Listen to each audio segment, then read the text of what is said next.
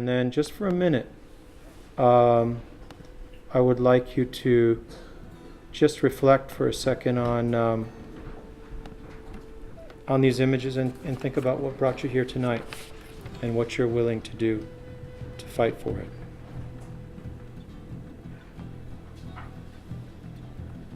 These were taken at the dog park with my dog Georgia down in Verona, and beauty is everywhere. It's just a dog park. It used to be a leper colony, then it was an apple orchard, now it's a dog park, and you go there in the spring and you watch it wake up, and you realize there are rhythms that you don't even really know about. How do they really work? What are we really here to do if not to witness this beauty and to participate in it and protect it? Whatever your ribbon means to you, that's something that is dear to your heart. And there are a lot of different stories, but all of us connect. When some of the people have been up here speaking, and you could hear that emotional tone in their voice, it's that emotional tone that's going to, in the end, save the day. It's speaking from the heart. It's being here with your whole self. It's committing fundamentally to this fight. All right, now I'm going to go on with my presentation, and I'm not able to do it magically, so you just get to see this ugly process for a moment.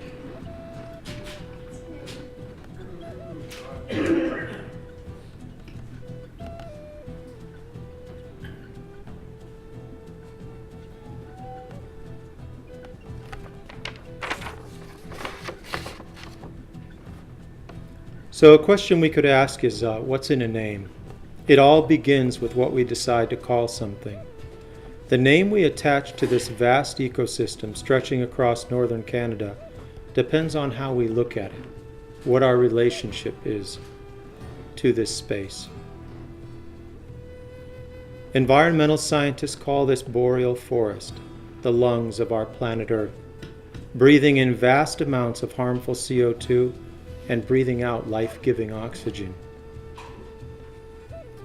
As we've heard from our friends up in Canada, tar sands extractors have their own name for it. They call this region overburden, or the stuff in the way of what they're after. Because as we've seen, when you scrape back this forest or overburden, you turn this into this to get this. But as people from this once beautiful region can attest, we're still stuck with this, and you can see it from outer space. And as the future of the KXL pipeline stands in serious doubt because so many people have risen up against it, we find ourselves with a new problem. Our beautiful state of Wisconsin is fast becoming the nation's new free way to get tar sands oil to market. Ask anyone in Wisconsin if they've heard of the Keystone Pipeline. Then ask them if they know that a much larger pipeline carrying the same dirty junk from the very same place is being pushed through right here in our state. You'll most likely be met with disbelief. Clearly, we've got some work ahead of us. The pipeline on this chart looks so clean, so industrious. And geese and ducks look great painted on the sides of storage tanks. They look a little less great struggling on the banks of the Kalamazoo River, painted with oil from the rupture of Line 6B, and unable to fly. These creatures are depending on us to separate hype from reality.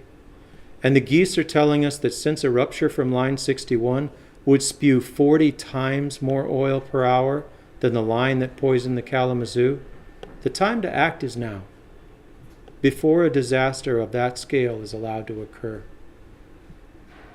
Not long ago, in our successful fight here in Dane County, we were testifying at a zoning board hearing on the construction of Enbridge's Line 61 pump station, right at the edge of our county. But Enbridge representatives, as we were speaking, were spending a lot more time talking to one another and very little time listening to our concerns. And then it occurred to me. Suddenly I realized, to Enbridge, we are the overburden, the stuff in the way of what they're after, of what they intend to do. We've seen them in action, and we know their intention. What are ours?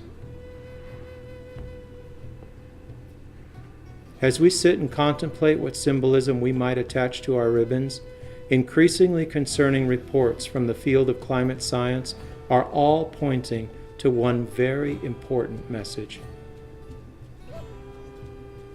In the entire history of humankind, it is yours that is the single most important generation, because the pressing science on climate has made it abundantly clear that we cannot burn even the existing reserves held by fossil fuel companies if we want to continue to live here much longer. Our relationship with this earth and her resources must fundamentally change, and soon. And if we're going to turn this planet around in time, it's going to be in the span of your lifetime which will provide that pivotal moment. Now, we hobble ourselves when we describe this tremendous challenge only in the negative. Hey, look what we're stuck with. This unprecedented issue can be seen another way.